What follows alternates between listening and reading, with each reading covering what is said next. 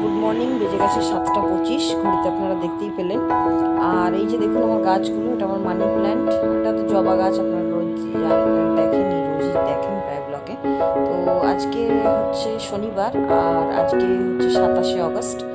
তো এই যে সকাল সকালে যে ভাত রান্না করে ফেলেছি, গরম গরম ভাত হাজব্যান্ডকে প্যাক করে দিচ্ছি, একটুখানি টিফিনে দেবো 2 হাতা, আর বাকি একটুখানি ভাত লাঞ্চে প্যাক করবো।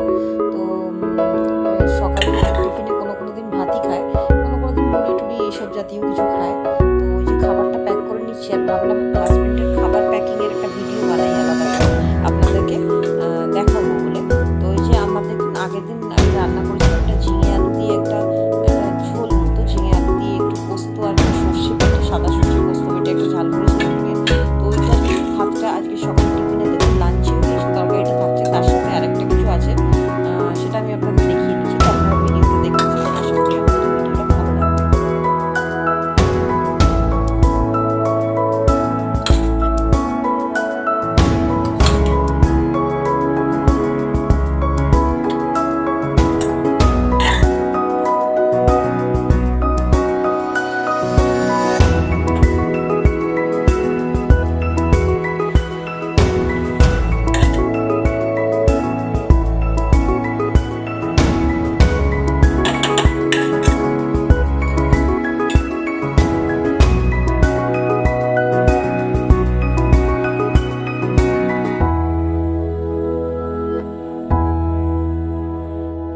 লাঞ্চেও দেখুন বন্ধুরা, আমি তরকারিটা দিয়ে দিয়েছি, ঝিঙের তরকারিটা।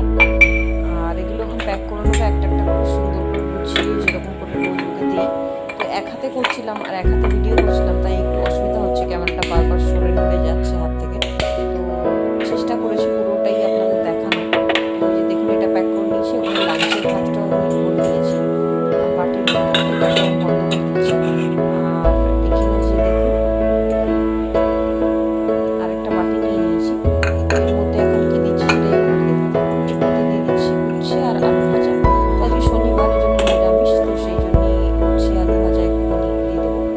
তো এইগুলোই ওর খাবারে প্যাক করছি। আর ওটা কী কী প্যাক করেছি সেটা আপনাদেরকে আরেকটু ভালো করে আমি দেখিয়ে নিচ্ছি। তো এখানে দেখুন এটা হচ্ছে মূলো শাক ভাজা, মূলো শাক ভেজেছি, মূলো শাক ভাজা দিয়েছি বাটিতে দেবো, এটা বন্ধ করে দেবো।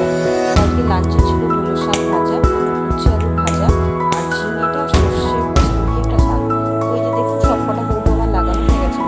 এবার এই যে লাঞ্চ ব্যাগটা আছে, লাঞ্চ ব্যাগের মধ্যে মোটামুটি ভরে দেবো।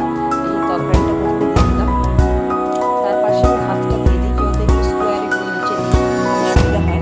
আর তার উপরে দেখুন এই যে ভাজার যে বাটিগুলো আছে, বাকি লাঞ্চ বক্সে বসিয়ে দেবো, বসিয়ে এটাকে আমি ক্লোজ করে দেবো।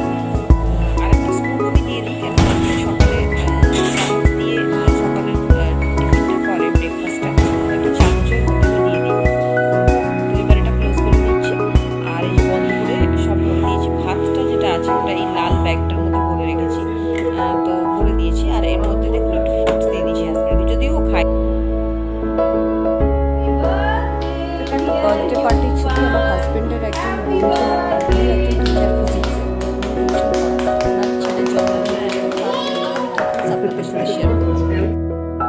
তো ঈশ্বর দর্শনের মাধ্যমেই আজকের ব্লগটা আমি এখানে শেষ করছি। আশা করি আপনারা ভালো আছেন, সুস্থ আছেন।